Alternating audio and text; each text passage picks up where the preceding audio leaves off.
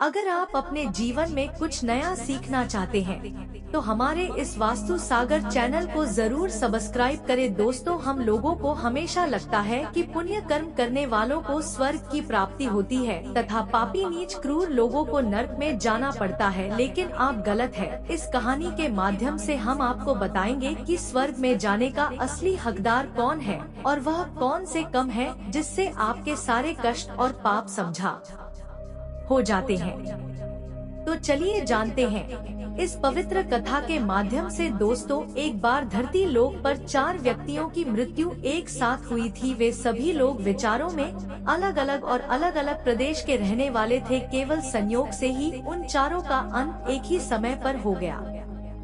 एक ही समय पर यम के दूत उन चारों को लेने के लिए आए। मरने वालों में एक तो किसी प्रदेश का राजा था, दूसरा बड़ा धनी व्यापारी था, तीसरा एक पूजा पाठ करने वाला पंडित था और चौथा गरीब मजदूर था जो दिन भर मेहनत करके अपने परिवार का पालन पोषण करता था।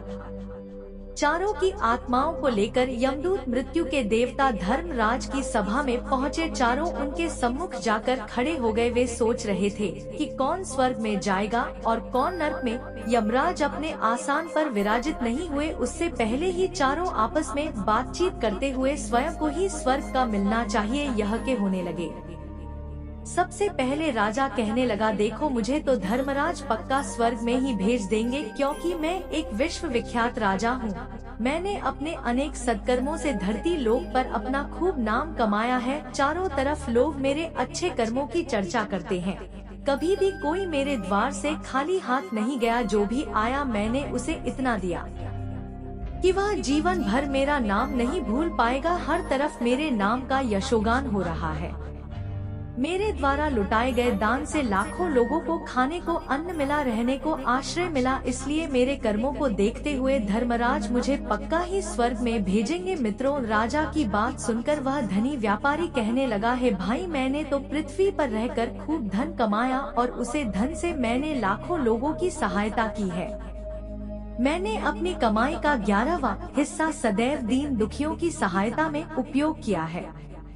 मेरे शुभ कर्मों को देखते हुए धर्मराज मुझे ही स्वर्ग में भेजेंगे। दोस्तों, यह बात मैं पहले से ही जानता हूँ। व्यापारी की बात सुनते ही पंडित जी कहने लगे, अरे भाई, क्यों फिजूल की बातें कर रहे हो। स्वर्ग में जाना कोई आसान काम नहीं है। स्वर्ग में जाने के लिए दान धर्म के साथ साथ पूजा पाठ करना पड़ता है। इसलिए स्वर्ग में परंतु नहीं करूँगा, क्योंकि मैंने भगवान का खूब जब तक पूजा पाठ किया है। पूरा जीवन मेरा पूजा आराधना में बीता है। मेरे शुभ कर्मों के कारण मुझे ही धर्मराज स्वर्ग का दरवाजा खुलेंगे। यह बात मैं अच्छी तरह से जानता हूँ। जब इस प्रकार तीनों ने अपनी अपनी बातें की अपने अपने लिए, तो आप सब उसे चौथे व्यक्ति मजदूर की ओर की देखते हैं कि अब यह क्या कहता है। क्या इसमें भी कोई अच्छा काम किया है या नहीं, या फिर इसका पूरा जीवन मजदूरी करते हुए दूसरों के अधीन रहकर ही देता है।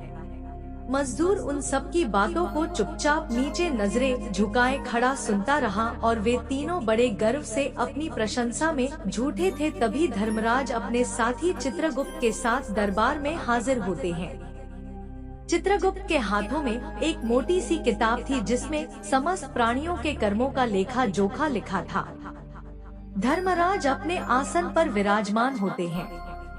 उसके बाद चित्रगुप्त ने राजा को अपने पास बुलाया और उससे पूछने लगे कि तुम बताओ, तुम तो धरती पर बड़े ही प्रख्यात राजा थे।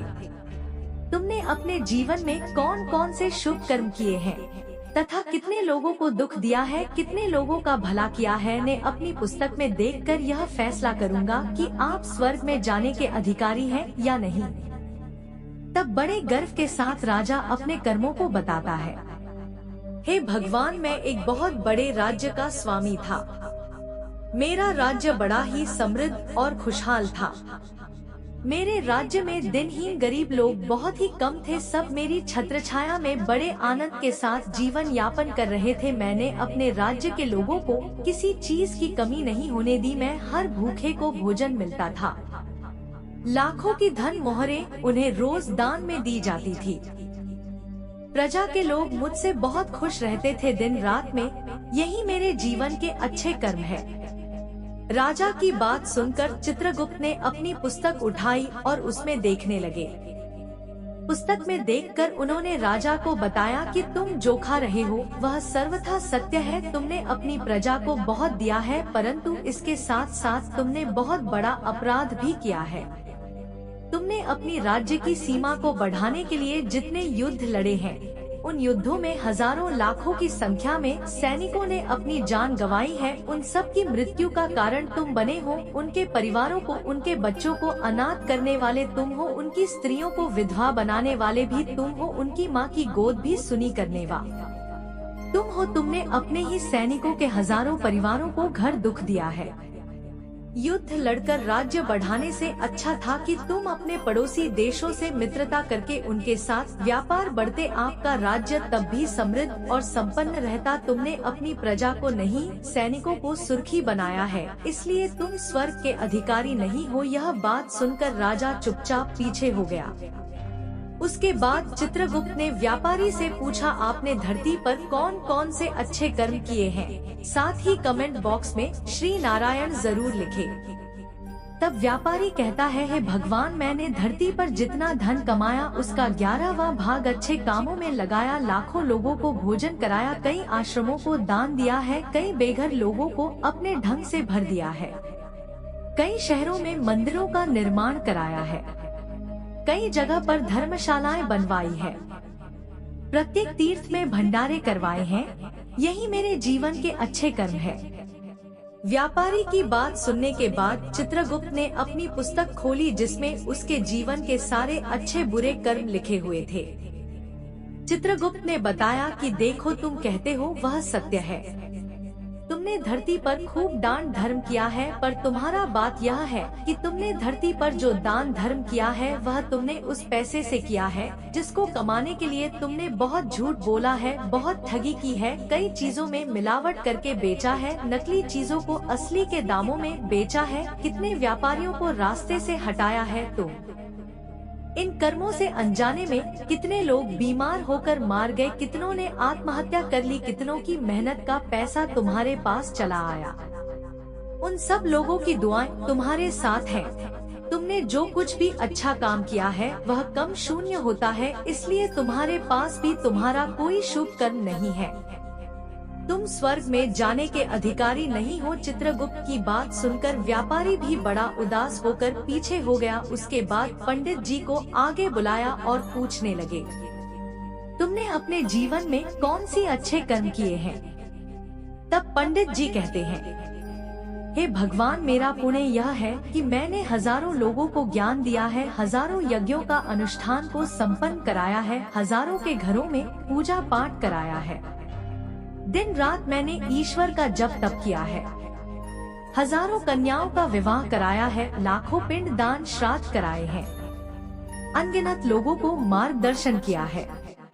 इससे ज्यादा शुभ कर्म और क्या हो सकता है? तब चित्रगुप्त अपनी पुस्तक में देखकर बताते हैं, हे पंडित जी महाराज, आपका कहना सकते हैं। आपने वास्तव में हजारों लोगों को ज्ञान दिया है, लेकिन उसे ज्ञान पर स्वयं कभी अमल नहीं किया। आपने सैकड़ों यज्ञ पूजा अनुष्ठान कराए, पर उनमें निस्वार्थ भाव से किया गया कोई कम नहीं था।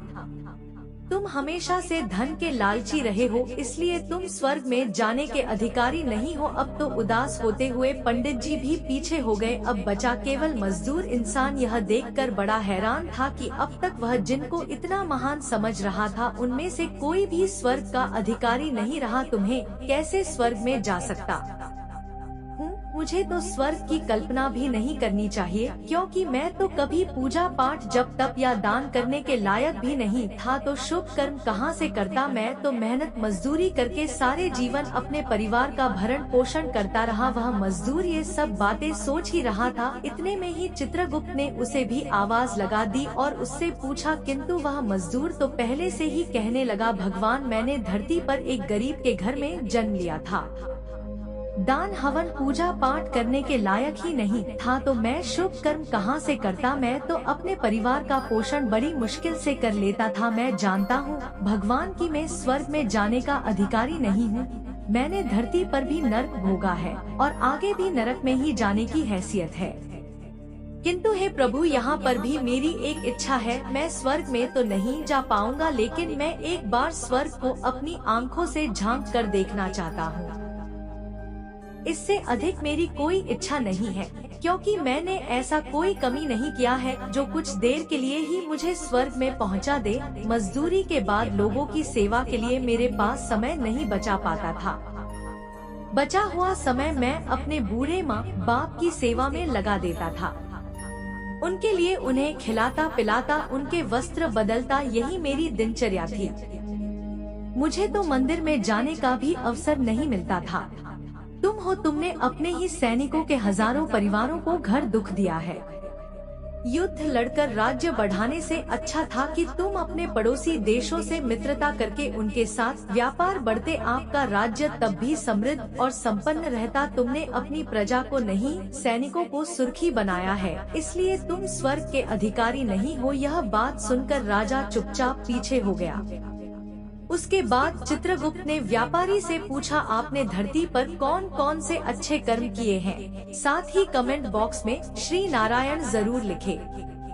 तब व्यापारी कहता है, हे भगवान, मैंने धरती पर जितना धन कमाया उसका 11वां भाग अच्छे कामों में लगाया। लाखों लोगों को भोजन कराया, कई आश्रमों को दान दिया है, कई बेघर लोगों को अपने ढंग से भर दिया है, कई शहरों में मंदिरों का निर्माण कराया है, कई जगह पर धर्मशालाएं बनवाई है, प्रत्येक तीर्थ में भंडारे करवाए हैं। यही मेरे जीवन के अच्छे कर्म है। व्यापारी की बात सुनने के बाद चित्रगुप्त ने अपनी पुस्तक खोली, जिसमें उसके जीवन के सारे अच्छे बुरे कर्म लिखे हुए थे। चित्रगुप्त ने बताया कि देखो, तुम कहते हो वह सत्य है। तुमने धरती पर खूब दान धर्म किया है, पर तुम्हारा बात यह है कि तुमने धरती पर जो दान धर्म किया है वह तुमने उस पैसे से किया है जिसको कमाने के लिए तुमने बहुत झूठ बोला है, बहुत ठगी की है, कई चीजों में मिलावट करके बेचा है, नकली चीजों को असली के दामों में बेचा है, कितने व्यापारियों को रास्ते से हटाया है। तो इन कर्मों से अनजाने में कितने लोग बीमार होकर मार गए, कितनों ने आत्महत्या कर ली, कितनों की मेहनत का पैसा तुम्हारे पास चला आया। उन सब लोगों की दुआएं तुम्हारे साथ हैं। तुमने जो कुछ भी अच्छा काम किया है वह कम शून्य होता है, इसलिए तुम्हारे पास भी तुम्हारा कोई शुभ कर्म नहीं है। तुम स्वर्ग में जाने के अधिकारी नहीं हो। चित्रगुप्त की बात सुनकर व्यापारी भी बड़ा उदास होकर पीछे हो गया। उसके बाद पंडित जी को आगे बुलाया और पूछने लगे, तुमने अपने जीवन में कौन सी अच्छे कर्म किए हैं? तब पंडित जी कहते हैं, हे भगवान, मेरा पुण्य यह है कि मैंने हजारों लोगों को ज्ञान दिया है, हजारों यज्ञों का अनुष्ठान को संपन्न कराया है, हजारों के घरों में पूजा पाठ कराया है, दिन रात मैंने ईश्वर का जप तप किया है, हजारों कन्याओं का विवाह कराया है, लाखों पिंड दान श्राद्ध कराए हैं, अनगिनत लोगों को मार्गदर्शन किया है। इससे ज्यादा शुभ कर्म और क्या हो सकता है? तब चित्रगुप्त अपनी पुस्तक में देखकर बताते हैं, हे पंडित जी महाराज, आपका कहना सकते हैं, आपने वास्तव में हजारों लोगों को ज्ञान दिया है, लेकिन उसे ज्ञान पर स्वयं कभी अमल नहीं किया। आपने सैकड़ों यज्ञ पूजा अनुष्ठान कराए, पर उनमें निस्वार्थ भाव से किया गया कोई कम नहीं था।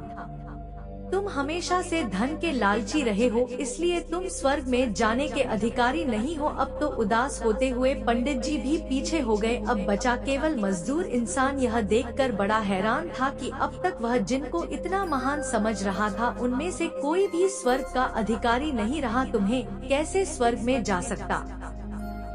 मुझे तो स्वर्ग की कल्पना भी नहीं करनी चाहिए, क्योंकि मैं तो कभी पूजा पाठ जप तप या दान करने के लायक भी नहीं था। तो शुभ कर्म कहाँ से करता? मैं तो मेहनत मजदूरी करके सारे जीवन अपने परिवार का भरण पोषण करता रहा। वह मजदूर ये सब बातें सोच ही रहा था। इतने में ही चित्रगुप्त ने उसे भी आवाज लगा दी और उससे पूछा, किंतु वह मजदूर तो पहले से ही कहने लगा, भगवान, मैंने धरती पर एक गरीब के घर में जन्म लिया था, दान हवन पूजा पाठ करने के लायक ही नहीं था, तो मैं शुभ कर्म कहाँ से करता? मैं तो अपने परिवार का पोषण बड़ी मुश्किल से कर लेता था। मैं जानता हूँ भगवान कि मैं स्वर्ग में जाने का अधिकारी नहीं हूँ। मैंने धरती पर भी नरक भोगा है और आगे भी नरक में ही जाने की हैसियत है।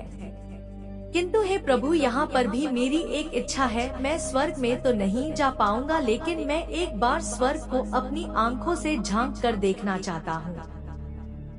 इससे अधिक मेरी कोई इच्छा नहीं है, क्योंकि मैंने ऐसा कोई कमी नहीं किया है जो कुछ देर के लिए ही मुझे स्वर्ग में पहुँचा दे। मजदूरी के बाद लोगों की सेवा के लिए मेरे पास समय नहीं बचा पाता था।